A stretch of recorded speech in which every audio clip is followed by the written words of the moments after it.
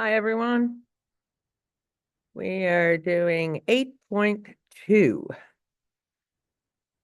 so we can have time to play our games and, you know, do our toy reviews, etc. So let me pull this down.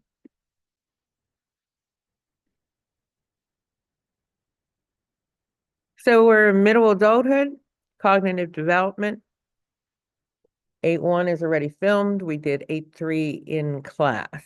So when we talk about older subjects, less likely to score, you know, well versus young subjects on traditional IQ tests.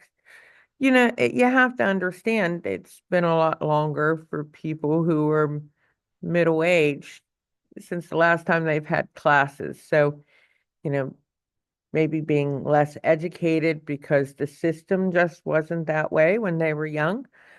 They may have had jobs that didn't require them to go on and get additional, you know, education.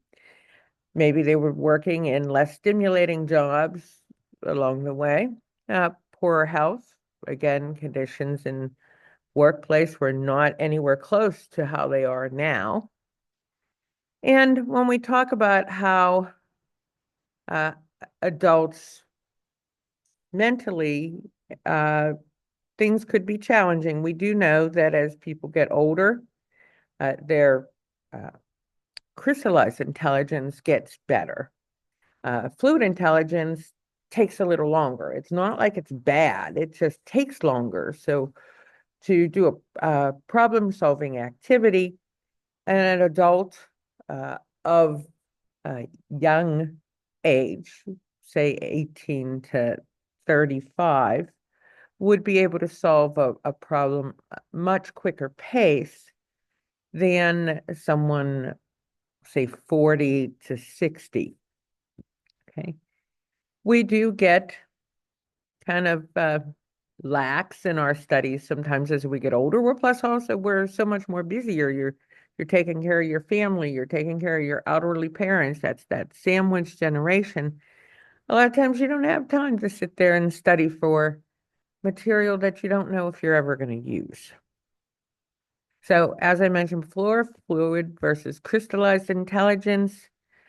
We are showing that um, crystallized intelligence does, increase just like you make a crystal in the earth and pressure forms and more and more and more.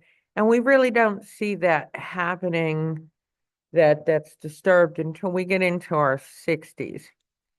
But it could be, again, just we're out of practice. We're not really having an opportunity as much, maybe in our 60s.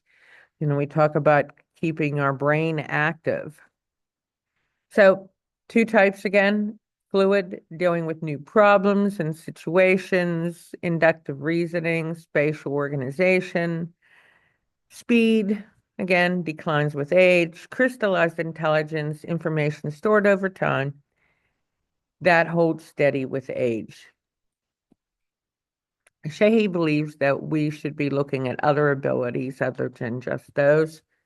So looking at, inductive reasoning, spatial orientation, speed, verbal memory, those do decline as we get older. But math, our number skills tends to rise, and so does our verbal abilities. So why are these changes? Well, our genes are specific to our individual person, our DNA. We just tend to be a little less efficient as we get older. The brain does change in different ways, and older adults use both hemispheres of their brain, right and left, where younger people tend to use one. So sometimes we're getting mixed signals. Expertise develops with attention and practice. So the better you get from practicing more, and the older we get, we have had a lot more practice than younger people. So experts rely on experience and intuition, that gut instinct. Behavior many times is automatic. They don't even have to think about what they're doing because they've been doing it so long. I've been teaching for 43 years. For me, you know, this is just what I do. This is who I am, and I've been in a variety of different situations. So I've had a lot of experience that I can fall back on, when it comes to teaching like a new class or a new group of people. When we talk about memory loss, sensory memory, again, is that initial thing. It only lasts a second, and there's no decline at all in middle age. It's still 1 second. Short-term memory, though, does decrease. We go from about 30 seconds to anywhere between 15 to 25 seconds with no real decline in middle age, but as we get toward that latter part of middle age, that's when we really see a drop down to the 15 or the 25 seconds. It's actually closer to 30 seconds prior to that. Long-term memory, information that's been rehearsed, that's stable, we've really encoded it very well, is fairly permanent. It will decline slightly. The less you use it, it just is more difficult to try to retrieve that information. So retrieval was an issue. So practicing different retrieval skills. So schemas, we know that's from Piaget, how we form information and how we organize it and categorize it, and we interpret what that information is. We try to fit new information. If it's close to something that's already in our schema, then we just add it to that particular schema. We call that assimilation.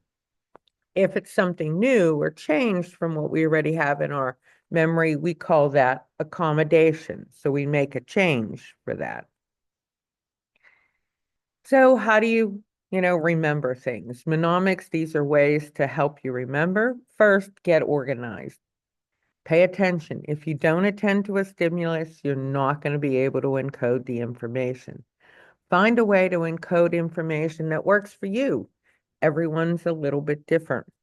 Visualize the object, and if you can visualize yourself using that object, that can even be more helpful. And rehearse, and don't do massed practice. In other words, don't sit there and pull an all-nighter.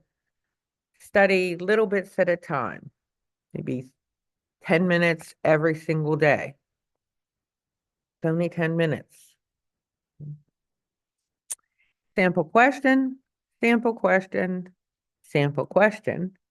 And that is it. This was a short one. So have a good day. Again, this was lesson 8-2.